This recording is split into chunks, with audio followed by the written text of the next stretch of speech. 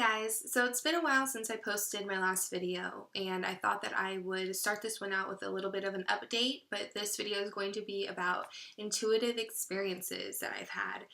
If you guys have some of those as well, you're more than welcome to leave your experiences down below in the comments. So my life. Yeah, a lot has changed since the last video was posted. New background, I'm in a new house. I'm actually at my mom's house now. My family and I decided to move in here and help my mom out. She's going through a divorce right now and that can be kind of tough. She was with my stepdad for 14 years, married, and they were together longer than that, and he is gone and decided to move to a different state. So we decided to move in and kind of help her out with bills, and then also at the same time we're able to kind of save money in order to buy a house. I'm able to stay home with our daughter, so there a lot of adjustments have happened, but they're for the best, I think. My hair is darker. It was really red, but it's faded out, and I love my hair when I dye it red. It fades pretty well the whole process. It just continually will fade out because I'm naturally blonde. That's my natural hair up here, but I don't think you can tell. It's pretty dark now. So on to what this video is really about, which is the intuitive experiences. There's just a few things I had noted like a long time ago in my phone that I kind of just thought were funny intuitive experiences that I wanted to share. The first thing I want to share with you was the most recent one, and this story takes place in Santa Cruz, California. It had been kind of a tough time for me. I was in the process of changing my spiritual path. I was getting back into witchcraft. Wasn't really sure what that was looking like for me. Just kind of questioning myself a lot and my beliefs. Was constantly like wondering if I'm on the right path or if I'm being true to myself. So we decided we were going to go to the beach, and I left the hotel room and I was going to meet him down by the car. And he has the keys, so I'm waiting outside of the car in the wind like an idiot, in the cold, and all of a sudden I hear like rustling behind me, like the wind's blowing and I hear things rustling behind me, and I was like, okay, yeah, like leaves in the parking lot. But for some reason, like it just kept blowing and blowing, and something in my mind was just like, you need to look, that's not leaves, like you should look. And I'm like, okay, it's leaves, like what? Seriously, like a voice in my head was like, no, like turn around and look, follow your instincts, like listen to me. And I was like, okay. So I turned around and I see something blowing, like, and it wasn't a leaf, it was like far away. I mean, I'm talking like 200 feet away, right? And it's blowing across the parking lot. And so I'm thinking it's trash. So I'm like, okay, like this is a sign that I should go pick up the litter and throw it away. Like, whatever, I'll do it. Like, kind of annoyed. I think like I had a fight with my boyfriend at that time. Like, not a fight, but like we were like kind of tense. And so I was kind of like annoyed. I was like, oh my gosh, like my intuition telling me to pick up trash, like Jesus. And so I turn around, I'm like, okay, cool, like I see it, I'm gonna go get it. And I walk across the parking lot, and as I get like within 10 feet of it, I realize it's a $5 bill. Like, what? And my attitude was just horrible. Like, I was like, oh, like, gonna throw away some trash. Like, I always do that. I always pick up litter and throw it away if I see it, but I was just in a bad mood at that time. But luckily, I did follow that little voice in my head, because I looked down and it was a $5 bill on the ground, just like getting blown across the parking lot. And for some reason, my mind would not dismiss it as leaves. For some reason, there was a little message in my head that was like, ding, ding, ding, like turn around, there's a little gift for you. I keep the $5 bill on my altar. Yes. So this is the $5 bill. And I just keep it. And it was kind of like, I took it as a sign that like, you are connected. Like, you don't need to try so hard. You're here, you're connected. Your intuition is working, and that you are one with divine energy. That's kind of what I took it as. Second story I want to tell you about was shortly after the $5 bill, which was, I think, within like the same 2 weeks, no joke. So at this time, it seemed like my intuition was heightened or something, because this was really weird and kind of scary, actually. It was at night. It was like any normal night. We were in our old place, our duplex that we used to live in.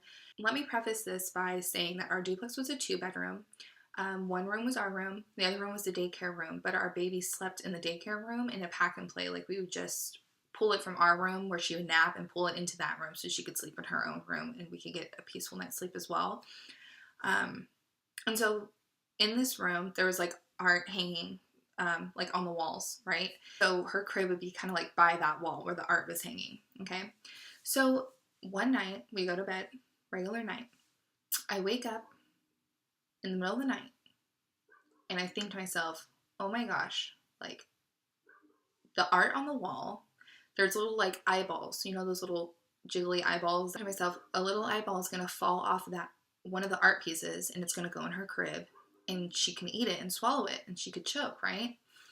And I'm laying there in bed and I'm like, this is what comes to my mind. And I'm like, why am I thinking this? Like, she's fine. She's sleeping.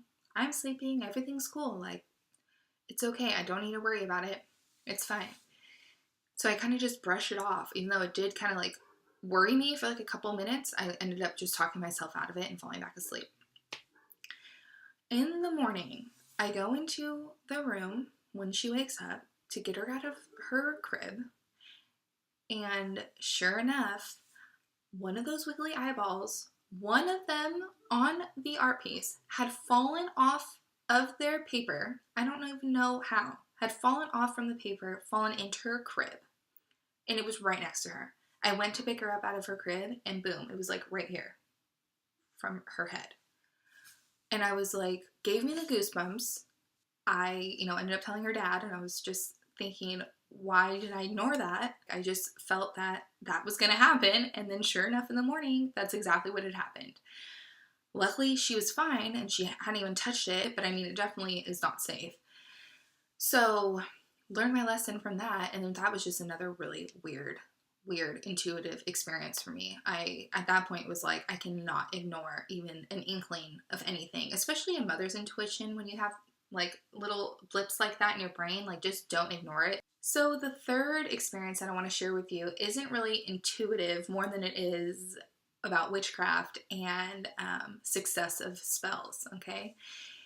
And I just wanted to share this moment with you because I just think it's hilarious. And this is like very common, I think, in like the witchcraft community to have these types of outcomes happen with spells.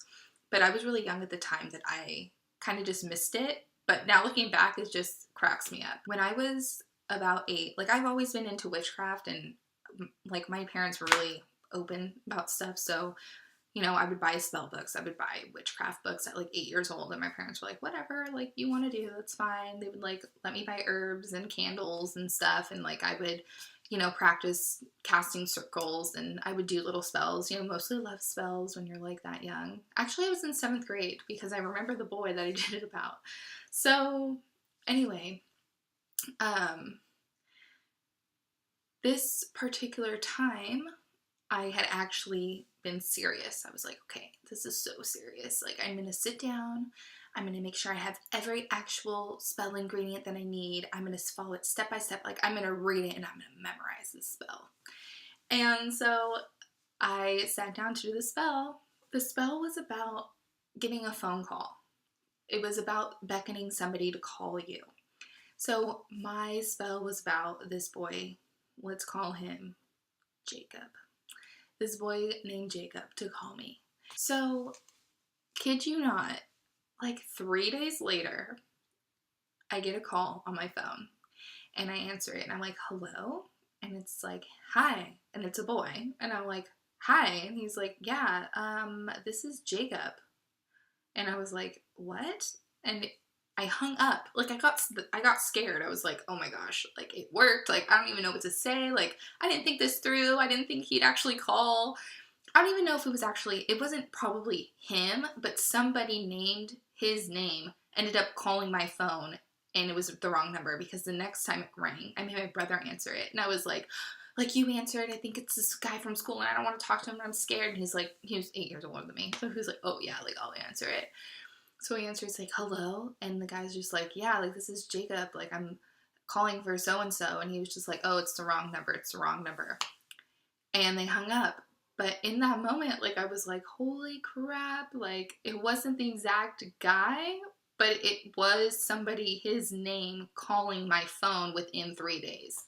Like, the chances of that are very slim. So I hope you guys enjoyed this video. I just wanted to make a quick one just to update you guys on what's going on and to share some cute little funny intuitive experience stories that have happened to me over the years. So again, please feel free to share yours. I love hearing things like this.